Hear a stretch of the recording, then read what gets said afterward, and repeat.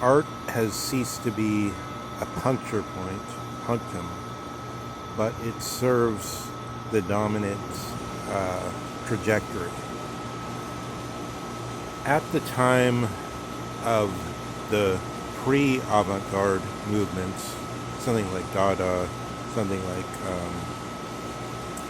uh, Duchamp, that is already early 20th century avant-garde. But the pre-avant-garde, when avant-garde was uh, genuinely unknown, except that something suggestive of it, but without giving the political rupture, is seen much earlier, about 1835 or so, by Honoré de Balzac in his The Unknown masterpiece. But that doesn't actually show the political force of the idea of creativity as the breaking free of the so-called substantive freedom. And this Zizek is giving this reading of Hegel. I think it's fairly standard. And then on the other hand, there's this so-called abstract freedom, which is um, freedom as something like the prerogative of Zeus to marry his sister, which of course would be against the concrete freedom. There's a lot of problems with this scheme, I believe, but to go back to the opening subject matter, um, we should look at how this punctum or puncture point shifts positions so that, yes, we have an example of it in the pre-avant-garde. Um, Gauguin, for example, was a successful bourgeois individual, but why does he want to cease to be a functioning member of this so-called ethic of adjustment of the rising um, upper middle class? Why does he want to be bohemian, as it were, want to be Strindbergian, and be like, why does he want to become part of this third option? This is a radical thing, and it's not like anything else.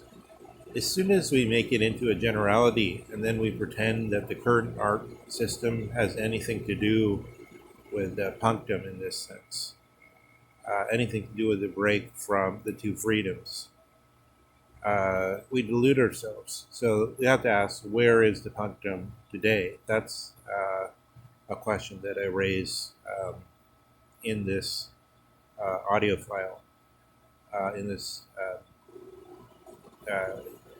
as it were, um, selfie thought portrait. Um, Here we should see that the Hegelian scheme doesn't really work in the sense that if I speak of the concrete norms, something like Das Mann in Heidegger's sense, um, as if they were set off against the so-called uh, abstract freedom. Sorry, not the concrete norms, but the concrete freedom. But it amounts to the same thing. In other words, so if I set those two, let me continue the first thought. If I set those two things off one another, then I ignore that there's a unified ground, which is itself could be interpreted as one or the other, and which is, it itself is a kind of something which is claiming to be. This is what I was thinking of just now when I went on a tangent. Is that it is itself a norm in the sense that it's something that seems to be natural. Um, a certain seed, bioregularity, which we call nature, grows into a redwood, coastal redwood.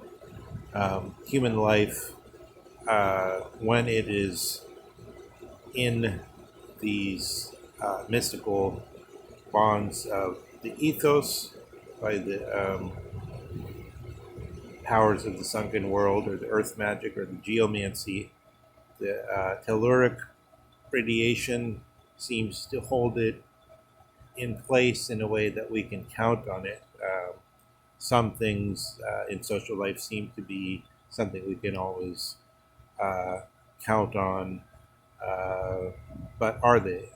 For instance, walking down the street on the sidewalk, what are the norms? Even if you have the norms of Telegraph Avenue in Berkeley, which are totally different than the norms, let's say, on the other side of the hill, on the other side of the tunnel, um, in the hotter part of California, inland, where you certainly could not get away with the same behavior on almost any high street in a large city over there.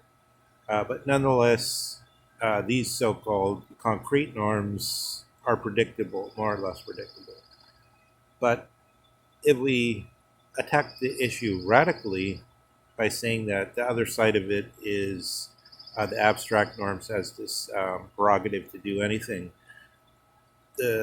anything in the full sense would be to overthrow both of these conceptions and to throw them out, to utterly forget them, so that there's something, or which is to say even stronger, not to utterly forget them, but to save them as the thing that makes little sense and as the thing that anyone can dismiss readily with complete cogency in regular discussion. So they're not even forbidden to discuss them, but it's just that um, the new DOS man would regard it, such a juxtaposition as so absurd that uh, one could only pity some.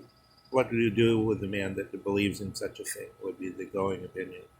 So, in this sense, uh, Zizek presents his freedoms from within a world, from within a specific Dasein, from within this, what we're in the current American universities calling the cultures. Ruth Benedict uh, somewhat popularized that this notion that the culture of the cultures itself, even, but of especially this notion that culture is personality writ large. This notion of culture, which uh, has difference, not difference, not some special Derridian term, although he thinks in the same way about a lot of things, but as difference rather than as a hierarchy of development. It goes back to Boas and Manikowski. Um, but the idea of culture is somewhat ambiguous in the moment when it's taken hold. And it's interesting to note.